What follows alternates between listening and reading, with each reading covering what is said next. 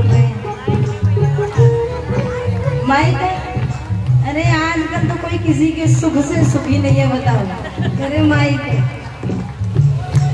मेरो राधा रमण गिरधारी, गिरधारी श्याम वनवारी।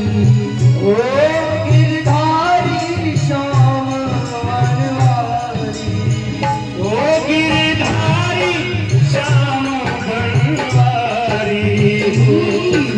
राधा रमण गिरधारी, गिरधारी श्याम वनवारी।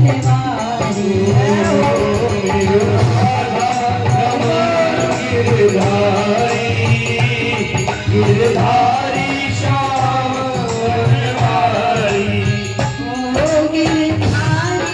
श्याम वनवारी,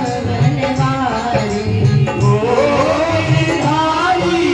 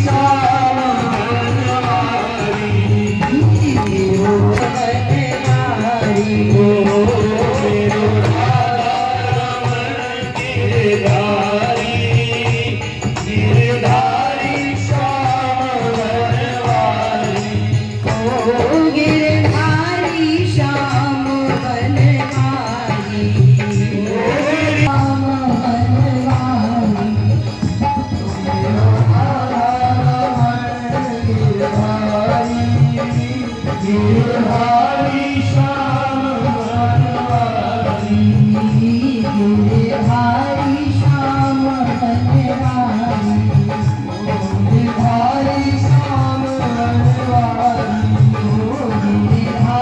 श्याम वनवारी, ओ गिरधारी श्याम वनवारी। ओ गिरधारी श्याम वनवारी।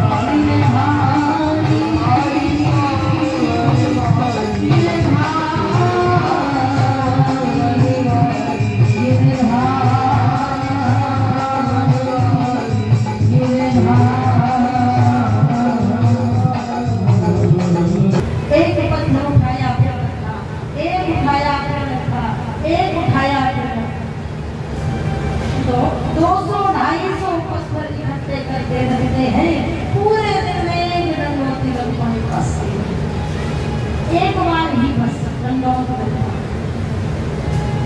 ऐसे ऐसे समझो क्यों उन्हें भय रहता है कि कहीं हम व्रज से बाहर चले जाएं और हमारे प्राण निकल गए, ये सब बेकार है। केवल इस इंतजार में, केवल इसलिए गोवर्धन में पड़े रहते हैं, मनसाने की ऊंची अटारी के चरणों में पड़े रहते हैं। अंत समय जब हो तो तेरे चरणों में, अंत समय हो तो व्रज में हो, इसीलिए ऐसे ऐसे संत हैं व्रज के, ऐसे ऐसे कि गोवर्धन की कच्ची परिक्रमा जो है झाड़ियों में छुप छुप कर बैठे रहते हैं, जिनके दर्शन दुर्लभ है, किसी विरले कोई उनके दर्शन होते हैं, सहज नहीं है। ऐसे ऐसे संत बरसाने में, ऐसे ऐसे संत एक संत हुए हैं पंजाब के रहने वाले थे। वो व्यक्ति एक बार बरसाना आए, बरसाने जब आए, जैसे ही राधा रानी के दर्शन करे, जिस दिन से बरसाना आए उस दिन से बरसाने वाली भी हो वही रहने लगे। अब से एक व्यक्ति आए जो बरसाने में संत बने, माला करते रहते, निरंतर माला चाहते। और अगर कोई व्यक्ति बाहर से मिलने के लिए आता है उनके पास, अगर उस व्यक्ति ने भगवान की चर्चा छेड़ दी तो माला उठा के एक तरफ रख देते और चर्चा शुरू हो जाती। और अगर उस व्यक्ति ने आकर ये पूछ लिया महाराज कैसे हो, बस फिर तो महाराज की ओर आंख बंद हो जाती और महाराज देखते चले। और वो व्यक्ति फिर भी नहीं गया, फिर भी पूछने लगा, संसारी चर्चा करने लगा। तो वो संत क्या करते, अपनी चरण धड़ाम उठाकर अपने ही सिर पर मारने लगे थे, तू कब जाएगा। परंतु भी संसारी बात अगर कर देता कोई व्यक्ति, और जो संसारी बात सुनना चाहे वो संत नहीं। संत ईश्वर से जोड़ने का एक रास्ता है। वैसे तो जीवन में हजारों मौसम होते हैं, कितने मौसम आते जाते हैं, लेकिन एक भक्त के लिए, एक रसिक के लिए दो ही मौसम रहते हैं। कौन से? एक पतझड़ और एक बहार, दो मौसम। कैसे? जब कभी कथा की पता लगे तो कोई भक्त सुनते ही कथा होने वाली है, मान लो उसे हम बहार मिल गई, उसकी बहार आ गई है, आनंद आ गए, ऐसा लगता है 7 दिन तक हम आनंद से ठाकुर जी के चरणों में रहे। और जैसे ही कथा विश्राम की ओर जाने लगी तो फिर पतझड़ शुरू हो गया उसके। भक्त के जीवन में केवल 2 ही मौसम होते हैं, तीसरा कभी नहीं आता। जब जब उसे ठाकुर का नाम मिले तो समझो उसके लिए बहार आ गई है, अब किसी चीज की जरूरत नहीं। और जब जब भगवान का नाम कम होने लगे, उसे लगे अब कथा नहीं रहेगी, सत्संग विश्राम की ओर है, कीर्तन विश्राम होने जा रहा है, फिर पतझड़ शुरू हो जाता है, फिर उस भक्त का जीवन सूना हो जाता है। देखा होगा जब कोई अपने नगर में, एक छोटा सा उदाहरण, कोई नेता आए, पतझड़ और बहार का उदाहरण, कोई नेता आता है तो सबको लगता है अरे नेताजी आ रहे हैं, अब सड़क बन जाएगी, अब ये काम हो जाएगा, अब पानी की व्यवस्था हो जाएगी, तो मान लो एक बाहर सी आता है। लेकिन नेताजी के चले जाने के बाद सब खत्म। ये सड़क वो है, संसारी सड़क, जो हमसे हमारे घर तक जाता है केवल। और ये कथा रूपी सड़क जो है, जो कथा आती है, तो ये कौन सी सड़क बनाती है? ये सड़क कौन सी? सीधे परमात्मा से मिलाने की सड़क, सीधे मिलाती है। ये वो वाली सड़क बना कर जाती है, जीवन सार्थक हो जाता है। ये वो बहार लेकर आती है। भक्त की पहचान ही वही है कि जब कोई कथा की सुन ले, कथा होने वाली है, उसका रोम रोम खिल जाए, अब तो हमारे ठाकुर जी पधारने वाले हैं, ऐसा आनंद तो हो जाएगा। कुछ लोग होते हैं, मैंने खुद अपने कानों से कुछ बातें सुनी है, जब कथा हो कुछ लोगों के मुख से मंद बुद्धि वाले लोग बोलते हैं, अरे क्या कथा, वही रोज कथा। इसका मतलब उसे अभी भान ही नहीं है कथा होती किस लिए है, क्यों है ये कथा, उसे कोई मतलब ही नहीं, वो संसारी व्यक्ति है।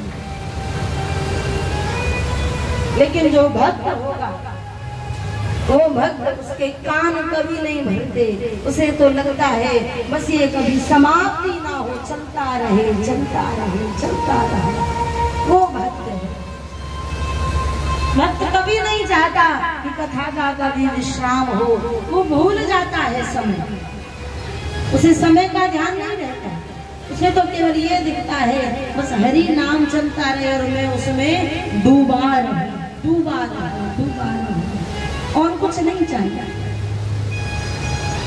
बहुत सी जगह कथा होती है तो कुछ माताएं कहती भी हैं, महाराज जी कल आप चले जाओगे, यहाँ क्या कैसा लगेगा, ऐसा लगेगा सब खत्म हो जाए। कितना ध्यान है उनके अंदर, ध्यान रहे।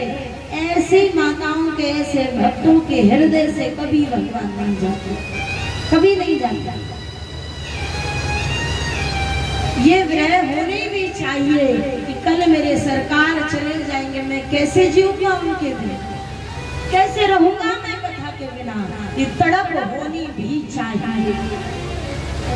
जैसे कि साधारण संसारी व्यक्ति के लिए तड़प रखते हैं, किसी से प्रीत करें, किसी से प्रेम करें, मालूम है ये समय आने पर साथ नहीं देगा, लेकिन फिर भी उससे हम प्रीत करते हैं। लेकिन भगवान वो है जब कोई साथ नहीं देता उस समय खड़ा मिलता है, तो क्यों चिंता करता है, मैं हूं ना, आभास करा दे। कभी कभी देखा होगा रास्ते में कोई दुर्घटना होने वाली होती है, उस समय कोई ऐसा आता है कि हमें बचा देता है, वही चर्चा हम घर पे आके करते हैं कि आज ऐसा होने वाला था और पता नहीं किसने बचा दिया। बताइए क्या वहाँ रिश्तेदार थे, क्या वहाँ सगे संबंधी थे? नहीं। आत्मा है तो आत्मा के साथ परमात्मा सदैव रहता है, सदैव साथ है। थोड़ी सी उलझने आने पर ये ना सोचा कीजिए कि भगवान क्या कर रहा है। ध्यान रहे, भगवान किसी के साथ कुछ नहीं करता, हमारे ही कर्म हमारा रास्ता बनाते हैं। जो हम कर्म करेंगे वही हमारा रास्ता आगे दिख जाएगा। जीवन बहुत छोटा है, बहुत सूक्ष्म है। अपने मुख से ही कहते हैं हम 4 दिन की जिंदगी, कहते कि नहीं कहते? कहते सब है, लेकिन क्या एक बार कभी अमल करके देखा इस बात में? रोज कहते थे 4 दिन की जिंदगी, अरे 4 दिन की जिंदगी है तो इसका उपयोग भी तो करो। उपयोग ऐसे करते हैं जैसे हजारों साल जिएंगे और मुख से कहते हैं 4 दिन की जिंदगी। क्षणभंगुर जीवन की कलिका कल्पनात काल खिली ना खिली नहीं पता। क्षणभंगुर है ये जीवन, रात में सोए है, पता नहीं सुबह आंख खुलेंगे के नहीं खुलेंगे, कुछ नहीं मालूम। हम रात को ही व्यवस्था करते हैं, सुबह ये काम करना है, ये काम करना है। अरे कभी ऐसी भी व्यवस्था कर लिया करो कि सुबह उठकर मुझे अपने ठाकुर जी को जल्दी स्नान कराना, जल्दी भोग लगाना है। कभी ये भी व्यवस्था सोचा करो। कभी रात में सोते समय ये भी सोचा करो मैं अपने ठाकुर जी के वस्त्र उठा के रख दूं, अभी उठा के रख देती हूँ, सुबह देर ना हो। कभी ये भी सोचा करो, कभी ये भी सोचा करो मेरे घर में गोपाल जी है, कुछ भोग सुबह ऐसा बनाऊंगी कि मेरा ठाकुर मेरा लाला खुश हो जाएगा। कभी ये भी सोच लिया करो। अपने लिए हजारों बात सोच कर बैठते हैं, कभी मंदिर में जो बैठा रहता है उसकी भी सुध ले लिया। क्षणभंगुर जीवन है। रात को हम कितने कितने प्लान करके सोचते हैं, कितने कितने विचार, ना जाने क्या क्या करेंगे। क्या आपको पूरा पक्का पता है कि सुबह आंखें खुलेंगी? मालूम है किसी? नहीं। एक बार युधिष्ठिर जी जब यज्ञ कर रहे थे, जब यज्ञ किया है तो उसमें कोई मांगने के लिए भिक्षुक आया। अब व्यस्त थे युधिष्ठिर जी, तो भिक्षुक से कह दिया कि कल भिक्षा ले जाए। क्या कहा? कल ले जाना। जय। और इस बात को भीम सुन रहे हैं, युधिष्ठिर जी के भ्राता छोटे भाई सुन रहे हैं कि भैया ने, युधिष्ठिर जी ने ये बोला है कि कल आकर भिक्षा ले जाना। तुरंत ही ढोल बजवा दिए। युधिष्ठिर जी ने पूछा, अरे भीम ये ढोल क्यों बजवा रहे हैं? तो भीम ने बड़ी प्यारी बात कही। भीम बोले हैं, भैया अभी आपने जो भिक्षुक से कहा था कि कल भिक्षा ले जाए, कितनी बड़ी बात है कि आपको मालूम है कल मैं जीवित रहूंगा और भिक्षा दूंगा। इससे बड़ी बात और क्या होगी कि आपको मालूम है कल मैं जीवित रहूंगा। तत्काल तुरंत युधिष्ठिर जी ने भिखारी को बुलाया, तुरंत भिक्षा दी है। मुझसे भूल हो गई, मैं कल पर सोच बैठा मैं जीवित रहूंगा, कल का क्या भरोसा, मैं तुम्हें भिक्षा दे पाऊं नहीं दे पाऊं, तुरंत भिक्षा नहीं पता। कह देते हैं बुढ़ापे में भजन कर, जीवन क्षण भर का है, जैसे पानी का बबूला। जब हम जल भरते हैं तो बबूले पड़ते हैं, कब पड़े और कब फूट गए पता ही नहीं लगता। यही जीवन है, ये जीवन है। कब जीवन में खुशियां और कब प्राण निकल जाए नहीं मालूम। सुख में फूलो मती, दुख में रोलो मती, कभी नहीं। क्षण भंगुर जीवन की कलिका कल प्रात काल खिली नहीं मालूम। रटले हरि नाम हरि रसना, अंत समय पर हिली नहीं पता। इस रसना को, इस जिव्या को अभ्यास डालना चाहिए कि अंत समय में हरि नाम ये अपने आप दे ले। जैसे हमें सुबह उठ करके अभ्यास है नित्य क्रिया का, स्नान का, फिर भोजन का, ऐसा अभ्यास अपनी जिव्या को होना चाहिए, जीव को होना चाहिए। बिना नाम लिए ये नाम रटती रहे। किस लिए? कि जब अंत समय हो तो जीव पर मेरा राम का नाम हो, कृष्ण का नाम हो, जिससे मेरा उद्धार हो जाए। ये संत जन जो कुटियाओं में भजन करते हैं, क्यों? केवल इस अभ्यास के लिए अंत समय हो तो मुख में राम नाम हो, केवल इसलिए, और कुछ नहीं चाहिए। इन्हें कोई धन संपत्ति ऐश्वर्य नहीं चाहिए, केवल इसलिए भजन करते हैं अंत समय में तेरा नाम हो। जन्म जन्म मुनि जतन कराई, अंत काल मुख राम आवत नहीं आता है। जन्म जन्म यतन करते हैं मुनि जन केवल इसलिए अंत समय में हरि नाम आ जाए। रटले हरि नाम हरि रसना, अंत समय पर हिली नहीं, कुछ नहीं पता। जिव्या स्तंभ रह जाए, रात को सोते ही रह जाए, पता ही नहीं है। कलिकाल कुठार लिए फिरता, तन नम्र है चोट झिली ना झिली। काल हमारे पीछे रहता है और कब समय आए काल अपना डंडा मारे और कब प्राण पखेरु हो जाए नहीं पता। कलिकाल कुठार लिए फिरता, तन नम्र है चोट झिली ना झिली। काल की चोट वही झेल सकता है जो हरिनाम निरंतर लेता रहे। काल भी, मृत्यु भी खड़े होकर इंतजार करती है भक्त का, कभी ये कहे और कब मैं इसे लेकर जाऊं। जब तक मृत्यु को भक्त कहता नहीं है कि मुझे लेकर चलो, जब तक मृत्यु उसके पास खड़ी रहती है। एक भक्त में ही पावर है मृत्यु को खड़े रहने की, अन्यथा और किसी में नहीं। एक भक्त मृत्यु को खड़ा रख सकता है कि रुक, अभी मैं अपने इश्क का नाम ले रहा हूँ, और मृत्यु की सामर्थ्य नहीं है हम नाम ले रहे हो और वो ले जाए, सामर्थ्य नहीं है। बिना भक्त की इच्छा के मृत्यु कभी नहीं लेके जा सकती। निरंतर जिव्या पे नाम लेना चाहिए, निरंतर भजन करना चाहिए। भयंकर प्रेत बना कौन? धुंधकारी। कल कथा में श्रवण कर रहे थे, जो दो पुत्र हुए गौकर्ण और धुंधकारी।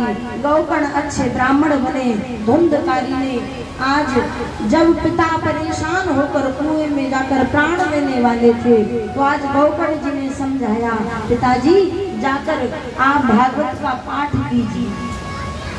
अपने पुत्र गौकर्ण के कहने पर भागवत जी के 10वें स्कंद का पाठ करा और आत्मे ब्राह्मण ने आज मुक्ति पा ली है, मोक्ष पा लिया है। उसके बाद आज धुंधली और धुंधली का बेटा धुंधकारी दो रह गए और गौकर्ण जी चले गए हैं काशी के लिए शिक्षा प्राप्त करने। पीछे से आज धुंधकारी ने अपनी माँ के केस खींचे हैं और मारा है, कहा लाओ धन कहा है जो पिता का। फटकार लगाई है माँ को। आज माँ दुखी है, क्यों? क्योंकि उसने ये रास्ता अपना स्वयं बनाया है। अगर धुंधली ने आत्म ब्राह्मण की बात मान ली होती तो आज धुंधकारी के हाथों पिटती नहीं। क्यों पिटी? क्योंकि आत्म ब्राह्मण एक संत की बात को नहीं माना। इंसान अपना रास्ता स्वयं बना लेता है, उसे कांटे चाहिए कि फूल चाहिए, जीवन स्वयं बनाता है। आज धुंधली को मार रहे, उसके पुत्र ने ही मारा है, धुंधकारी ने। आज धुंधली परेशान होकर के अपने बेटे से, क्योंकि चिंता ऐसी डाकनी काट कलेजा खाए, और वैद्य बेचारा क्या करे, कहाँ तक दवा कराए, कहाँ तक डॉक्टर दवाई दे, चिंता जब लगी। जब वो पुत्र नहीं था तब भी धुंधली आत्मा ब्राह्मण से लड़ा करती थी कि हमारे पुत्र नहीं है।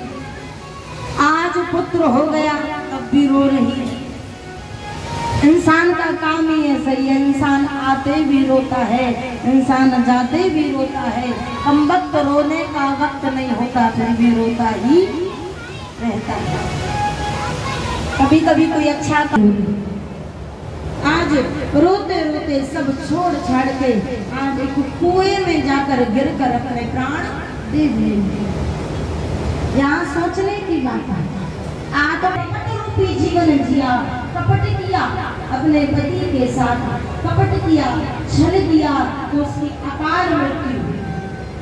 इंसान मृत्यु भी अपनी स्वयं बना लेता है, उसे किस तरीके से जाने, उसे मृत्यु सही बनानी है या फिर दुर्लभ बनानी है, ये स्वयं के हाथों में है। और मृत्यु को कर्म निर्धारित करते हैं। जैसा कर्म करेंगे वैसे ही हमें गति मिलेगी, कर्म अनुसार गति मिलेगी। आज धुंधली ने घर में आग लग गई है, धुंधकारी जिंदा जलकर एक प्रेत बन गए।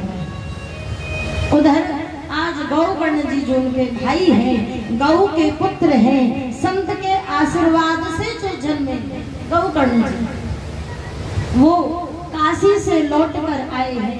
क्योंकि इंसान कहीं भी रहे, कहीं भी एक ना एक दिन अपनी जन्मभूमि की याद से अवश्य आता है। सोचा, गौकर्ण जी ने सोचा अपनी जन्मभूमि पर जाकर देखता हूँ। आए हैं गौकर्ण जी, जैसे ही अपनी कुटिया को देखा जहाँ एक माँ और एक भाई को छोड़ कर गई, वहाँ ना माँ है ना भाई है, कुटिया है वो भी जली हुई, घर भी जल गया।